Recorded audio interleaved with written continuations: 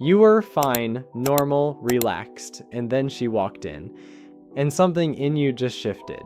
Your thoughts got louder, your words got shorter, you started monitoring everything coming out of your mouth in real time, like a live editor with no off switch, and the more you tried to seem normal, the less normal you felt. Afterward, you thought, why do I do that? Why does it only happen with certain people? The worst part isn't even the awkwardness in the moment. It's what happens after you go home, lie in bed, and your brain runs the whole thing back on loop. You cringe at the pause that lasted half a second too long. You replay the sentence that came out weird. Sound familiar? Good, because that means you're not broken. It means you're exactly who this video is for. The false belief most guys carry is this: confident people don't feel nervous around attractive people. That somewhere out there's a version of confidence that is just immunity, where you're so secure that nothing gets to you. And until you feel that way, you tell yourself you're not ready, that you need more experience, better looks, more status, before you can show up without flinching. Hey, that belief is what keeps you stuck. Because it makes confidence a feeling you have to wait for instead of a behavior you can start practicing right now. And while you're waiting, you're getting worse. Every time you hold back, you quietly teach your nervous system that attractive people are threats. And that lesson compounds. Here's the reframe. Confidence around attractive people is not a personality trait you either have or don't. It's a nervous system response, and nervous system responses are trainable. The people who seem effortless aren't feeling nothing. They've just stopped letting the feeling make their decisions. And here's what actually matters. Social attractiveness has very little to do with how you look and almost everything to do with how you make someone feel while they're around you. The goal is not to impress. The goal is to be present. And presence is something you can choose right now, regardless of how you feel on the inside. Shift 1, stop performing. Start noticing. The mistake, walking into an interaction already in your head, already evaluating your posture, your words, your face. A habit before the conversation has even started. Psychologists call this self-focused attention. When anxiety pulls your spotlight inward, you lose access to the actual conversation in front of you. You become a worse listener, a slower thinker, and a more stilted talker all at once. The fix: redirect your focus outward. What are they actually saying?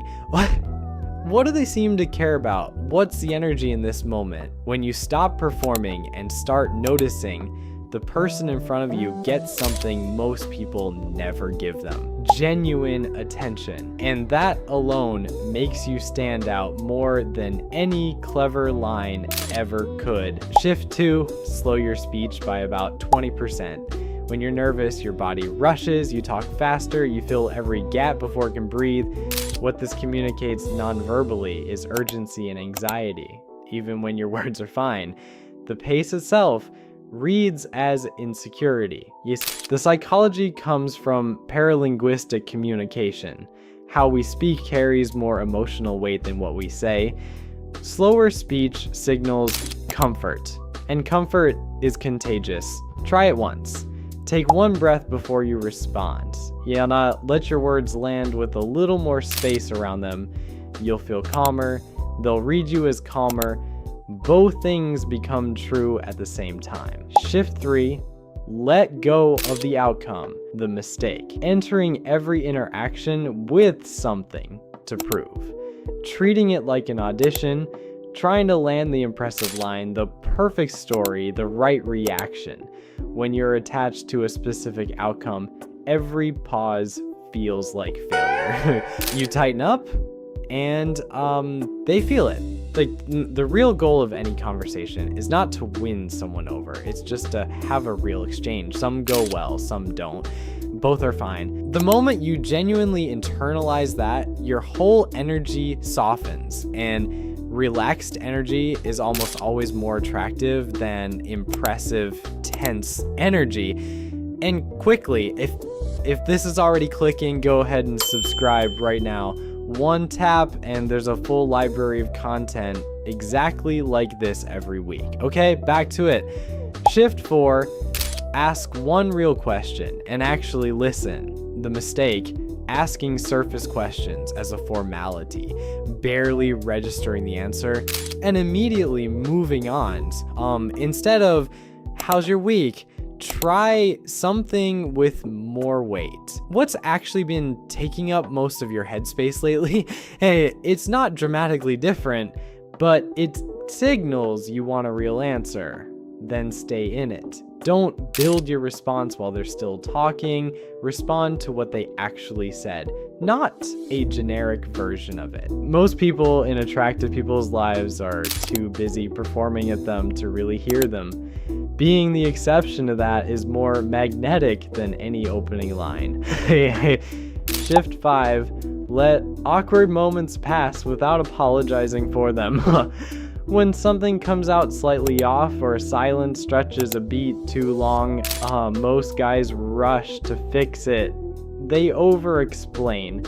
They laugh nervously, they apologize, and all of that draws more attention to the moment than the moment itself ever would. Here's the psychology. People take social cues from you about how to interpret what just happened. If you treat a 2-second silence like a crisis, it becomes 1. If you let it pass with quiet ease, it becomes nothing. So when something gets slightly awkward, don't annotate it. Breathe and keep going. Your composure in an imperfect moment communicates more confidence than smoothness in an easy one ever could. Here's the truth to take with you. The people who seem naturally confident around attractive people aren't operating on a different emotional frequency than you, yeah? They've just built a different relationship with the discomfort. They feel it and they act anyway. They say the imperfect thing, they let the silence be. They stopped measuring themselves against some invisible standard of effortless cool. Confidence around attractive people doesn't come from caring less. It comes from caring about the right things. Presence over performance, curiosity over cleverness, connection over impression. So the version of you that's calm, real, and genuinely engaged is already more attractive than the one trying to be impressive. You just have to let them show up. If this hit differently, subscribe. New video every week, real psychology, no filler.